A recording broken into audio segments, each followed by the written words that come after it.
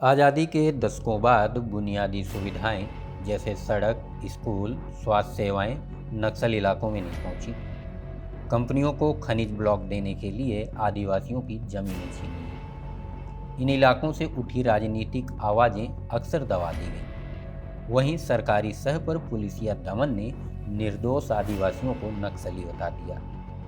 इससे स्थानीय लोगों का गुस्सा फूटा। नक्सलियों ने इस गुस्से को हथियार बना लिया। सरकारी विफलता, सामाजिक असमानता के कारण उन्हें स्थानीय समर्थन मिल गया। इसी का परिणाम था कि खौफनाक रेड कॉरिडोर हम सबके सामने आया। हालांकि साल 2014 के बाद से हुई कार्रवाई और सफल सरकारी योजनाओं के कारण ये सिकुड़ गया है। नक्सलवाद के पार्ट 4 में हमने रेड कॉरिडोर के पनपने के कारणों पर चर्चा की थी। अब हम आपको बताएंगे कि कैसे 2014 के बाद सरकार ने नक्सलियों पर प्रहार करते हुए आदिवासियों में लोकतंत्र के प्रति आस्था जगाई, जिसके परिणाम स्वरूप रेड कॉरिडोर सिकुड़ गया है। आदिवासी देश के लिए रोड़ा नहीं, बल्कि भारत के विकास का मजबूत हाथ है। नक्सलवाद को खत्म करने के लिए नक्सलियों पर प्रहार एकमात्र साधन नहीं है। इसके लिए जरूरी है कि इन इलाकों में विकास पहुंचाया जाए और आदिवासियों को भरोसे में लिया जाए। सरकार उनकी ज़रूरत, अधिकारों और सुविधाओं पर ध्यान दे। इसी को समझते हुए एनडीए के दौर में नक्सलियों पर एक्शन के साथ समावेशी विकास पर ध्यान दिया गया। नतीजा ये हुआ कि कभी 200 जिलों से ज़्यादा में फैला नक्सलवाद अब गिनती के जिलों में आ गया है। 2011 के चरमकाल के बाद 2014 में दिल्ली की जिम्मेदारी नरेंद्र मोदी के पास आती है। प्रधानमंत्री ने समझा कि अगर बंदूकें छुड़ानी हैं तो हाथों में मेहनत का पसीना होना चाहिए। उन्होंने विकास योजनाओं के लिए राज्य सरकारों के साथ मिलकर काम किया। समन्वय बना तो आदिवासियों को रोजगार मिलने लगा। साल 2017 में तत्कालीन गृह मंत्री राजनाथ सिंह ने 8 सूत्रीय समाधान एक्शन प्लान बनाया। इसके बाद साल 2019 में जब दूसरी बार प्रधानमंत्री मोदी की सरकार बनी तो गृह मंत्रालय अमित शाह के हाथों गया। उन्होंने समझा कि विकास के साथ नक्सलियों पर सख्त एक्शन की ज़रूरत है। उन्होंने मार्च 2026 तक देश को नक्सलवाद से आज़ाद कराने का वादा कर दिया। मोदी सरकार ने कई नीतिगत फैसले लिए। इससे सुरक्षा बलों की ताकत में इजाफा हुआ। इसके साथ ही राज्यों को अधिक बल और बजट मिला। सुरक्षा बलों के एक्शन के कारण भारी संख्या में नक्सलियों ने आत्मसमर्पण भी किया। सुरक्षा संबंधी व्यय। सुरक्षा संबंधी व्यय योजना की राशि बढ़ाई गई। इससे वामपंथी उग्रवाद से प्रभावित राज्यों को अधिक बल मिला। फोर्टिफाइड पुलिस स्टेशन यानी किलेबंदी पुलिस स्टेशन बनाए गए। इससे सुरक्षा बलों को अधिक बल मिला। समाधान पहल। समाधान पहल के तहत नक्सल प्रभावित इलाकों में कई विकास योजनाएं चलाई गईं। इससे सुरक्षा विकास के साथ वनवासियों को अधिकार भी मिले।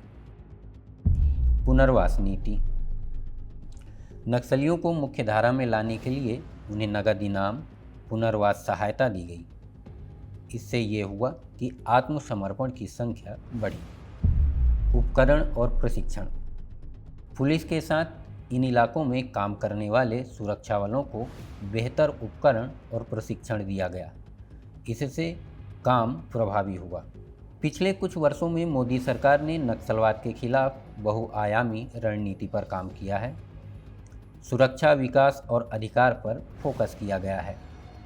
राजनीतिक इच्छाशक्ति, प्रशासनिक प्रतिबद्धता और लोगों की भागीदारी नक्सलवाद के खिलाफ काम आई। इससे वामपंथी उग्रवाद अब मुक्ति की राह पर तेजी से आगे बढ़ रहा है। सरकार ने कई योजनाओं पर काम किया जिससे आदिवासियों के भटकने की आशंका शून्य हो गई। उदाहरण के लिए नक्सल प्रभावित जिलों को विशेष केंद्रीय सहायता दी गई। प्रधानमंत्री ग्राम सड़क योजना के जरिए 14,681 किलोमीटर की सड़कें बनाई गई। इससे कनेक्टिविटी में सुधार हुआ। संचार बढ़ाने के लिए जंगली इलाकों में मोबाइल टावर स्थापित किए गए। वित्तीय समावेश के लिए 1007 बैंक, 927 एटीएम और 5731 पोस्ट ऑफिस खोले गए। युवाओं को रोजगार योग्य बनाने के लिए कौशल विकास योजनाएं चलाई गईं। नक्सल प्रभावित इलाकों में 48 आईटीआई और 61 स्किल डेवलपमेंट सेंटर स्थापित किए गए। वन बंधु कल्याण योजना के जरिए आदिवासियों का आर्थिक सुधार किया गया। वन धन विकास योजना के जरिए आदिवासियों को उद्यमी बनने का मौका दिया गया। गुणवत्तापूर्ण शिक्षा के लिए 178 एकलव्य मॉडल आवासीय विद्यालय खोले गए। जनजातीय छात्रों के लिए छात्रवृत्तियां दी गईं, इससे वो उच्च शिक्षा से जुड़े। वन अधिकार अधिनियम के जरिए वनवासियों के अधिकारों को सुनिश्चित किया गया। नियत नेल्लानार योजना में मुफ्त बिजली, राशन और अन्य सुविधाएं दी गईं। इलाके में विकास के कारण नक्सलियों को आदिवासियों का साथ मिलना बंद हो गया। दूसरी ओर बचे हुए वामपंथी नक्सलियों को मिट्टी में मिलाने का काम जारी रहा। Night landing helipad, fortified police station आदि का निर्माण किया गया। इससे सुरक्षा बलों का एक्शन और तेज हो गया। 2024 में अभियान को बड़ी सफलता मिली। इसके बाद इसे 2025 में भी जारी रखा गया। इसी का परिणाम है कि अब तक 200 से अधिक हार्डकोर नक्सलियों को न्यूट्रलाइज किया गया है। आंकड़ों पर गौर करें तो 2024 में 928 और 2025 के पहले 4 महीनों में 718 नक्सलियों ने सरेंडर कर दिया है। 2019 से 2025 के दौरान कुल 320 पुलिस कैंप नक्सल प्रभावित इलाकों में स्थापित किए गए हैं। 78 नाइट लैंडिंग हेलीपैड बनाए गए हैं। वहीं फोर्टिफाइड पुलिस स्टेशनों की संख्या 555 हो गई है। साल 2007 में देश में करीब 200 जिले नक्सलवाद से प्रभावित थे। इनकी संख्या 2017 में घटकर 90 के आसपास आ गई। वहीं अप्रैल 2024 में ये संख्या घटकर 38 रह गई। पहले 18,000 वर्ग किलोमीटर तक नक्सल प्रभावित इलाका था, अब ये 4,200 किलोमीटर तक सिमट गया है। अधिक प्रभावित जिलों की संख्या 12 से घटकर 6 हो गई है। इसमें छत्तीसगढ़ का बीजापुर, कांकेर, नारायणपुर और सुकमा का नाम है। वहीं झारखंड का एक जिला पश्चिमी सिंहभूमि और महाराष्ट्र का एक जिला गढ़चिरौली शामिल है। पिछले 10 साल में 8,000 से अधिक नक्सलियों ने हिंसा का रास्ता छोड़ दिया है। करीब 60 साल से नक्सलियों ने आदिवासी इलाकों में पैठ बना ली थी। घने जंगल और पहाड़ी इलाके इन्हें सेना और पुलिस से बचाने के काम आते थे। एक तरफ अनुसूचित जातियां और आदिवासी अशिक्षा और गरीबी से जूझ रहे थे, दूसरी ओर सामाजिक संरचना ने नक्सलियों के विस्तार को बल दिया। उन्होंने आदिवासी इलाकों में जनताना सरकार की तर्ज पर समानांतर शासन शुरू कर दिया था। वो जबरन वसूली, खनिज और लकड़ी की तस्करी करते थे। हालांकि पिछले 11 साल से सरकार ने इस पूरे तंत्र को तोड़ने का काम किया है। रेड कॉरिडोर और नक्सलवाद साबित करता है कि देश के आज़ाद होने के बाद भी लोकतंत्र और विकास अंतिम छोर तक नहीं पहुंचा था।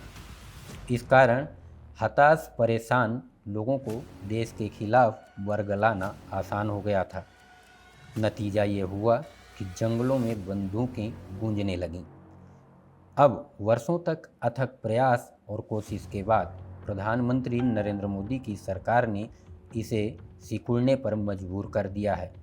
इससे साफ होता है कि नक्सलियों के खात्मे के लिए केवल हथियारों की कार्रवाई नहीं, बल्कि ग्राम स्वराज, शिक्षा और समावेशी विकास की जरूरत थी।